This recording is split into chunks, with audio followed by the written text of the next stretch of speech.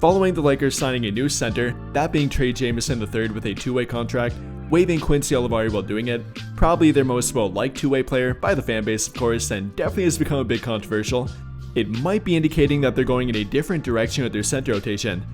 Now I'm not saying that Trey Jamison will immediately leapfrog either Christian Koloko, let alone Jackson Hayes. Maybe he will in the future, maybe he won't, but it definitely does mean that they're trying something out new, which JJ Redick confirmed earlier today, saying that they've been experimenting more with two big lineups between Anthony Davis and a different big, and plan on using more of them in the future. And here's what he had to say about it. I think first of all, a big body and plays extremely hard. With Christian and what we've asked of him, some because of Jackson's injury, but we have to sort of manage his days. And Trey gives another body, another physical player. We kind of went away from those two big lineups. It's something we did last night. It's something we're going to try to get back to for small stretches of games. It doesn't mean we won't play small ever, but that's something I think where when we can get some practice time, we can really work on those small ball looks. So for Trey, I think he's going to have an opportunity at times to be out there with AD. He's going to have an opportunity at times to play solo big, depending on who's available. Obviously, Jackson's our backup center. Not saying he's going to play over Jackson, but getting him in the program was important for us, and we obviously did intel on him. He's high character, high energy, smart player too, high basketball IQ. Super humble. Like we're excited to have him. Again, they're definitely planning on going in that direction. For the past month now, even about the past month and a half, they've gone away from two big lineups, even one big lineup, and going with a more small ball approach, using Rui Hachimura at the 5, LeBron at the 5, and only Anthony Davis exclusively at the 5 for one of their centers.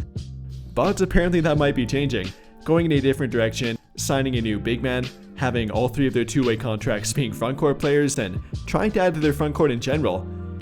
And with that being said, might that mean they'll trade for another frontcourt player, even being a center perhaps? Maybe, maybe not, but I think this actually does improve the odds of it.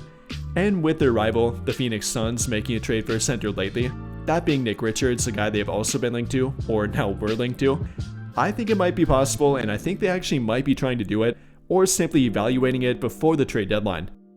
And well, with Nick Richards now being off the trade market, the center market's definitely dwindling, and especially for the guys that they have been linked to. But for one of the few guys left that's on the trade market and has been linked to their team directly by multiple sources, that would happen to be Nikola Vucevic. A former All-Star, is a bit long in the tooth now being 34 years old, but having a really resurgent year.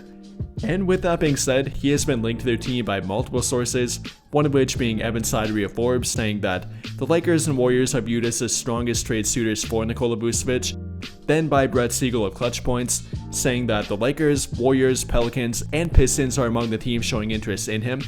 And then for what it would take to get him, it might only be a couple of second-round draft picks per Jake Fisher. So with that in mind here, would he be a good trade target for their team? What would they have to give up for him? Or if not trading for Nikola Vucevic, what other center that does space the floor like him could be a good trade target instead and actually on the trade market? We'll talk about that with a particular emphasis on Nikola Vucevic and a few other guys during today's video. And beginning with Nikola Vucevic, now being 34 but again having a resurgent year, averaging 20 points per game, 10.5 rebounds per game, 3.5 assists per game, shooting 55.6% from the field, which currently is a career high for him, 42.2% from 3, yet another career high for him, and all around having a really solid year while playing for a team that's kind of going nowhere. AKA, they probably do want to get rid of him and get draft picks for him. And well, while that stat line definitely does make him intriguing, not only for their team but for a bunch of teams, we gotta be aware of the risk here as well. Like I mentioned before, he is 34 years old now and it's only going down from here for him, likely not back up, and this could very well be a one-off kind of year. Don't get me wrong, it's very impressive not to take away from him. Any big averaging 20 and 10 on 40% three-point shooting is definitely valuable, but it might again be a one-off kind of thing. Prior to this season, he had not shot above 40%, let alone 35% from 3 dating back to 2018-2019, over half a decade at this point, and that's before he even got traded to Chicago. Then on top of that, let's not forget to factor in defense, and that's been declining for some time with him too. After arriving in Chicago, he has been a bottom 10 defensive big man pretty much every year since then, having a negative defensive box plus minus rating for the past 2 years now, and that's pretty bad for a big. If you have a negative defensive box plus minus rating with defensive rebounds and block shots factor in, that means you're probably not very good on defense, and that does happen to be the truth for Nikola Vucevic. And then while I don't hate the contract that'll come with him, I think he's currently worth $20 million, which is what he's making right now.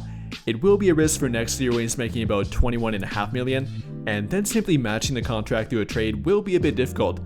At the bare minimum, that would require trading Rui Hachimura with Jalen Hood-Schifino and another minimum contract with him, with those 2 second-round draft picks or something very close to it, and that would be quite a lot to give up.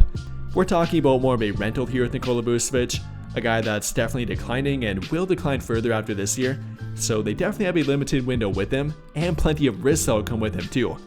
Not only decline, but bad fit potentially. I mean, if that 3-point shooting would fall off, he would be a bad fit defensively, and a not so great fit offensively, so after that point, it wouldn't be a good look for their team, and probably a trade that would not be well received.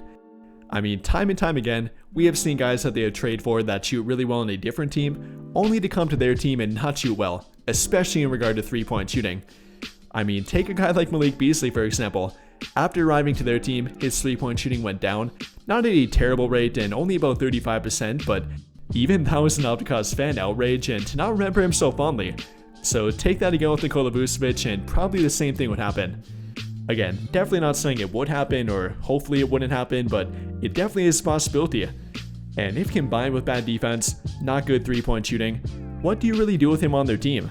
I mean, at that point, you really can't pair him with Anthony Davis. The guy can only cover up so much on defense, and if the guy behind him is not a good defender, Vucevic is not a good rim protector, nor a switchable defender, so what do you really do with him? And that would kind of be the worst case scenario here with him. Not saying it would happen, but there definitely is a chance of it and plenty of risks that will come with him. Even with him playing well this season, that's a completely different role than he would play on their team, and his usage rate definitely would go down on their team too. Being more of an off-ball player compared to an on-ball player, probably getting about half the touches and half the shot attempts compared to Chicago, and that might not work out well for him, and therefore not work out well for their team after trading for him.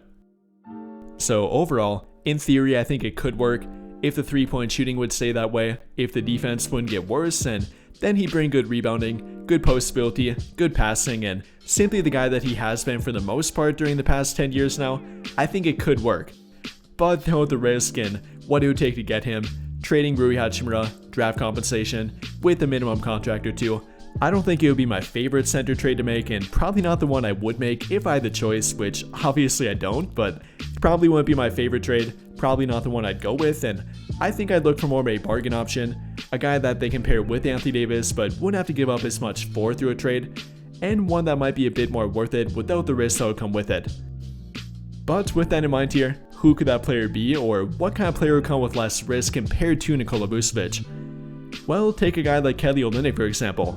Maybe not the bigger name, not putting up the big numbers that Nikola Vucevic is, but he would come with a lesser price tag, and would actually fit a similar role for their team too. Much like Vucevic is a 3-point shooting floor spacing big, actually shooting better than Nikola Vucevic, 44.4% compared to 42%, obviously not averaging the point per game that Nikola Vucevic is, about a third of what he's putting up, and then about half the minutes per game too. But between the 3-point shooting, actually a more reliable floor spacer, a 37% career 3-point shooter, compared to Vucevic being a 34.7%, both being good passing big men.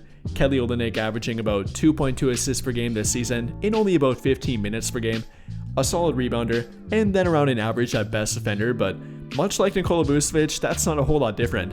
In fact, Kelly Olynyk per defensive box plus minus rating is quite the upgrade over Nikola Vucevic on defense, having a plus 0.7 defensive box plus minus rating compared to Vucevic having a negative 0.8 rating, at the time of this video anyways.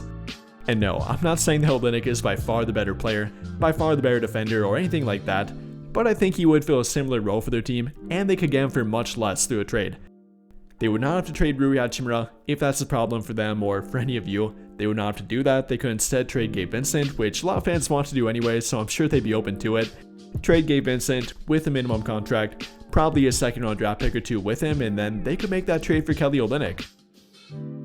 But if not Kelly Olynyk, a different option I'd like could be a guy like Isaiah Stewart, currently playing for the Detroit Pistons, getting fewer minutes per game and reportedly is on the trade block. so maybe it could be an option for them. Maybe not having the best 3-point shooting year, a down year at 24.2%, but last season did shoot 38.3% on about 4 attempts per game, about 33% on 4.1 attempts per game the year before that one, and has shown the ability to be a fairly reliable 3-point shooter in a bigger role than his current one. And then for his defense, he is a much better defender than Kelly Olynyk or Nikola Vucevic, and yes, a better rim protector than them too. Might be hard to believe for some people that think that height indicates good defense or even good rim protection alone, but I'm here to tell you that it's not the case.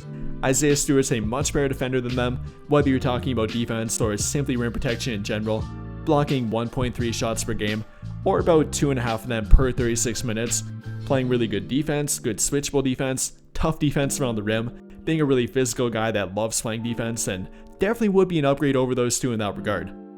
And once again, it would be another trade though not require trading Rui Hachimura if they want to avoid that route.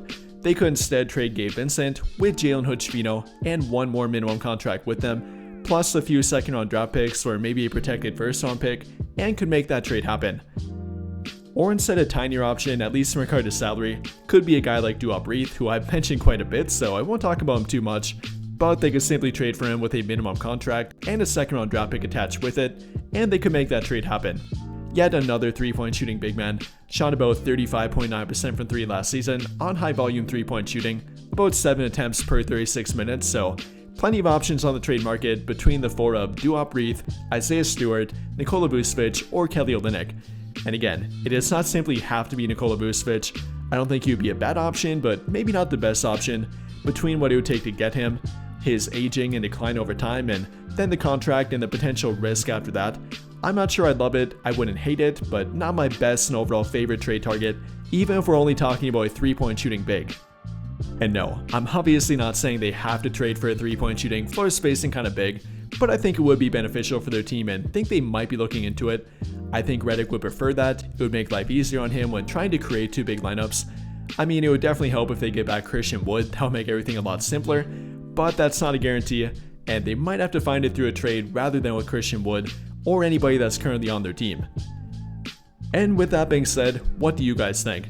How do you feel about a trade for Nikola Vucevic or any other center, or one that is a floor spacing big like I showed you in this video? Let me know your thoughts in the comments down below. But I think that'll pretty much do it for this one, and if you enjoyed the video, then I'll greatly appreciate it if you dropped a like, subscribe to the channel if you have not already, and hit that notification bell to never miss out when I upload a video. But as always, thank you for watching and have a great day.